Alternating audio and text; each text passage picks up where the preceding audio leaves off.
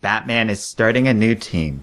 The events surrounding Eclipso taught him the value of second chances, and with Killer Frost and Lobo, Batman sets out to make a new Justice League.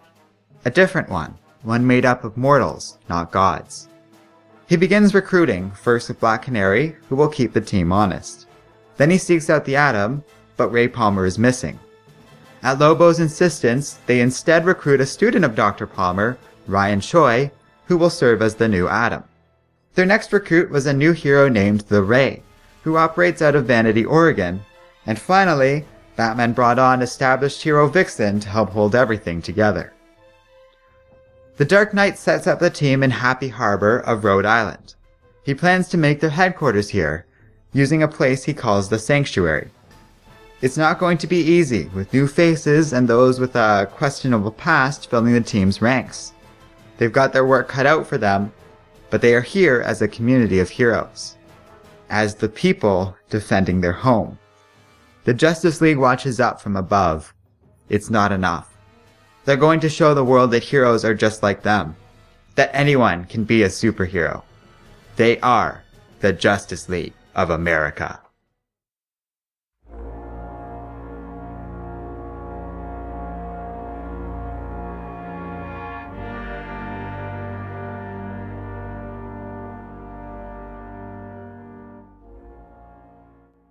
Ryan Choi and Caitlin Snow are setting up the team's headquarters. Ryan is surprised that Killer Frost is so adept at building a generator for the facility, but she tells him that before she became a metahuman, she was a scientist, and she still is. Meanwhile, in New York State, a portal opens. Lord Havok and his people enter through it. Earth. And it's so much worse than they thought. He delivers a message out into the world. Havok and his people watch their own home burn. So they've come here to save the world. Or else. In the Sanctuary, Ryan and Caitlin set up the computers, only to immediately see reports of Havok's attack. They contact Batman, who gathers the team together, alarming the Ray, who points out they've only just started out as a team. But there's no sense in dragging their heels. People are calling for help. Time to show them that someone is listening. Lord Havok declares this planet is weak. They're not safe. Look how easily he and his people tore everything down. They cannot be trusted to protect themselves. Havok's home was burned in the name of freedom. He will not let that happen here. Only a strong hand can bring safety and order. So take it. Take their protection and surrender to your new rulers. But Havok is about to be disappointed. Rulers don't do well around here.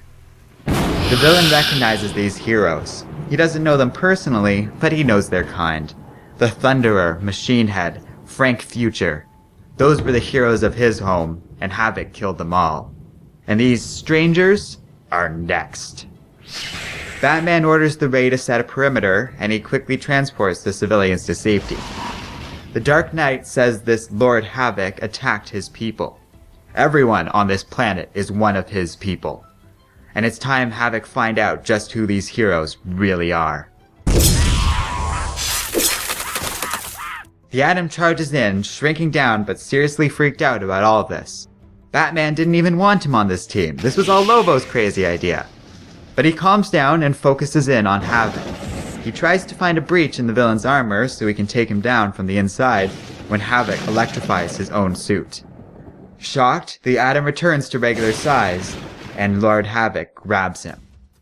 It seems that the people will need a demonstration of this conqueror's power. But Batman refuses to let this happen. This is his team.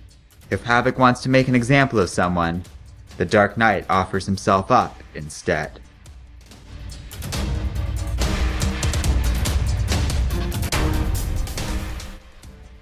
Hello and welcome to Comic Island. My name is Arden, and this is my recap and review of Justice League of America #1. Well, ever since Justice League vs. Suicide Squad, I've had my eye on this new team. It sounded like a cool idea with a really different roster than the average Justice League. Sure enough, it has paid off pretty nicely, and I think it's a pretty cool start for this new series. I thought the art was well done, and Steve Orlando did some solid work with balancing out all the different team members. I admit there are some barriers for entry for enjoying this issue. There's like 3 or 4 Rebirth issues that sort of set up the various characters and goings-on in this story, including the JLA Rebirth issue, which I included some of the content here, but also Rebirth issues for the Ray and the Atom, and a couple other characters. None of that makes for required reading, but it does make for informed reading. So if you're wondering about who the Ray or the Atom is in this story, you should probably check out those Rebirth comics. Otherwise, you should definitely check out the Rebirth comic for this series before starting on issue number 1 proper. There's also randomly a lot of references to Multiversity in this issue, so knowing that story can kind of inform you a little bit here too. This all makes for quite a few challenges when it comes to starting with this comic itself. But as somebody who is more or less on track with all this stuff, it is pretty awesome, so I'm glad I read it. We're still early in this series, so I can't tell for sure yet, but so far this is a pretty awesome team-based comic and a fun story overall. We haven't talked much about Steve Orlando before on this channel, but I really do enjoy his writing. I'm curious to see how he does with the team setting though. I'm not sure if he's done that before. I hope he takes the time to give us a strong sense of how these heroes interact with each other, because a lot of these relationships are currently undefined, so I hope he does get into it a little bit. We get hints of what this team will be like with each other, but only time will tell if this is going to be fully explored. From those glimpses, things do look good. I like the dynamic and balanced nature of the team. We have Batman at the top, in a familiar role but one that he's good at, and basically 2 established veterans working as sort of assistant coaches to help him out, Vixen and Black Canary. Then we have 2 newbies, the Ray and the Atom, and a criminal trying to do something a little better with her life in Killer Frost.